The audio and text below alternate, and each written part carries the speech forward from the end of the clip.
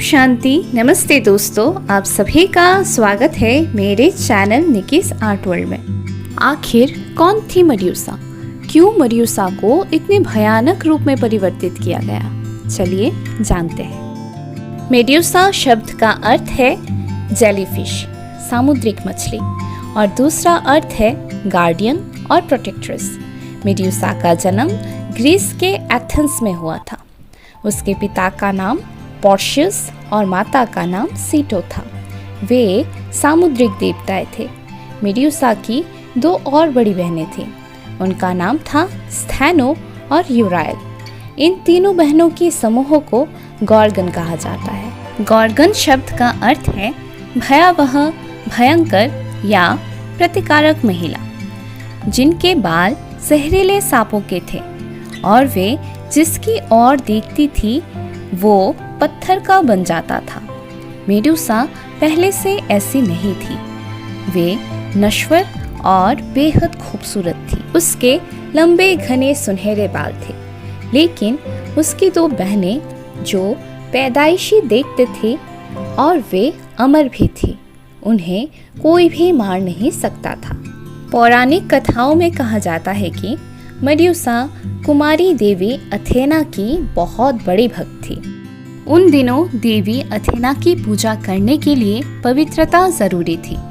Medusa ने अपना पूरा जीवन देवी अथेना की सेवा में समर्पित कर दिया था। दिन ब दिन मेडुसा की खूबसूरती के चर्चे चारों ओर फैलने लगे। लोग जब अथेना की पूजा करने के लिए आते थे तब सब मेडुसा की तरफ ही देखते थे और ज़्यादातर लोग मेडुसा को देखने के लिए ही आते थे। इस बात की भनक जब देवी अथेना को लगी तब उन्हें बहुत गुस्सा आया और वे मन ही मन मेडुसा से जलने लगे।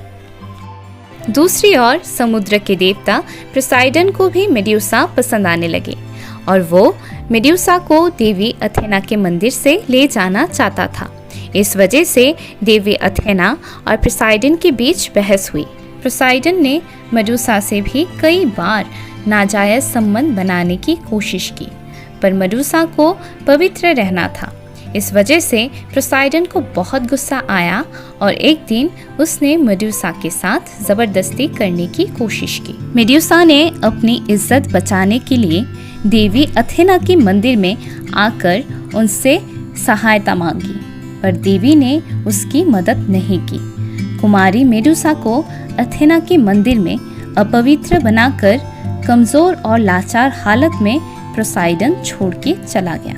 उन दिनों बिना शादी के कुमारित्व खो देना बहुत बड़ा पाप माना जाता था। तभी देवी अथेना ने मेडुसा को दोषी कहकर श्राप दिया, जिसके वजह से मेडुसा के सुनहरे घने लंबे बाल जहरीले सांप में परिवर्तित हो गए और उसका पूरा शरीर उसके दोनों बहनों के तरह सांप के शरीर में बदल गई और जो भी उसके आंखों की तरफ देखेगा वो पत्थर का बन जाएगा। यहाँ तक कि वो खुद अपने आप को किसी चमकीली चीज में देख ले तो वो खुद भी पत्थर की बन जाएगी। अथेना ने मेडुसा को मानव जाति से दूर कर दिया और ऐसी जगह पर रख दिया जहाँ पर वो अकेली रहे। मेडुसा अपनी इन शक्तियों से डरती थी, क्योंकि उसने अपने ही आंखों के सामने कई लोगों को पत्थर में परिवर्तित होते हुए देखा था। पहले मेडुसा के सुंदरता के चर्चे थे और अब उसका सर काट कर लाने वाले को इनाम मिलेगा ऐसा फैलने लगा। तब कई सारे योद्धा गए, पर सब पत्थर में ही परिवर्तित हो गए और वापस कभी लौटकर नहीं आ पाए। पार्सियस नाम का एक वीर योद्धा, जिसने मेडुसा के सिर को लाने का दावा किया। ग्रीक के बहुत सारे देवी देवताओं ने भी पार्सियस की मदद की ताकि वो मेडुसा का सर धड़ से अलग कर सके। देवी अथेना ने पार्सियस को एक कवच दिया जिससे वो मेडुसा के आंखों से बच सके। देवी हार्निस ने एक तलवार दी जिससे वो मेडुसा को मार सके। देवता हिडस ने अपनी जादुई टोपी दी जिससे पर्सियस अदृश्य हो सके। इसके बाद पर्सियस और मेडुसा के बीच घमासान युद्ध हुआ और पर्सियस मेडुसा का सर धड़ से अलग करने में सफल हो गया। लेकिन इस खतरनाक रूप में आने से पहले मेडुसा गर्भवती थी पोसाइडन के बच्चे से।